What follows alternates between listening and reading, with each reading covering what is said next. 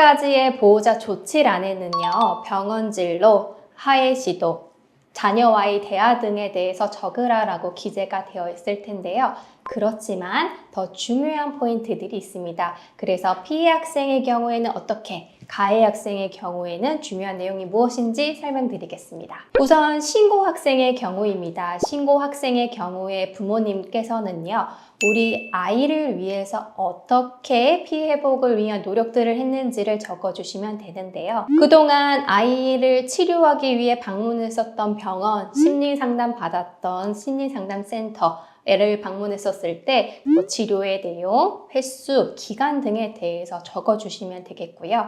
그리고 혹시나 선생님들께서 아이의 피해 내용에 대해서 특별하게 언급해 주신 내용들이 있다면 이 부분에 대해서도 설명을 해주시면 위원들의 입장에서는 아이의 피해의 심각성에 대한 부분으로 참고할 수가 있게 됩니다. 이 사건 말고도 상대방 학생과 이미 이전에 괴롭힘이 있어서 선생님에게 요청을 했었던 사실이 있다면 이런 부분에 대한 것도 조치가 될 수가 있겠고요.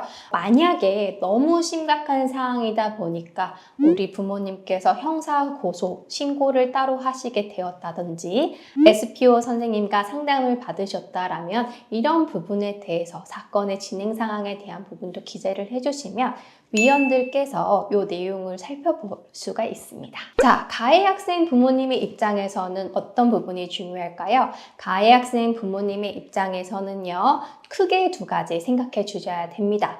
첫 번째는요, 내가 상대방 부모로서 신고 학생을 위해서 어떤 조치를 했는지가 첫 번째고요.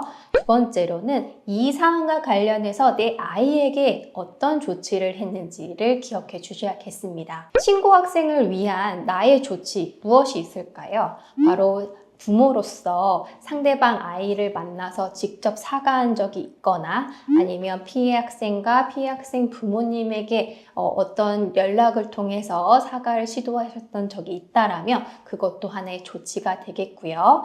그리고 신고 학생의 피해 회복을 위해 노력한 것들, 예를 들면 치료비에 대한 부분을 지급한 사실이 있는지 아니면 망가진 물건이 있어서 그거를 재산상으로 배상해 주셨는지 이런 것들도 바로 부모님의 조치가 됩니다. 예를 들면요, 1월 1일 어머님에게 다시 한번 땡땡이의 안부를 묻고 죄송하다고 전화드리고 사과했습니다. 이후 연락을 받지 않으셔서 문자로도 사과드렸습니다와 같은 것들을 기재해 주실 수 있는 겁니다. 내 아이에 대한 조치는요, 내 아이에게 이번 사안을 통해 어떻게 훈육했는지를 자세하게 적어주셔야 됩니다. 특히요, 학폭위에서는요, 부모님이 아이에게 재발 방지를 위해서 어떻게 교육시켰고 구체적으로 재발 방지 계획을 세웠는지 또 모두 고려하고 있으신데요.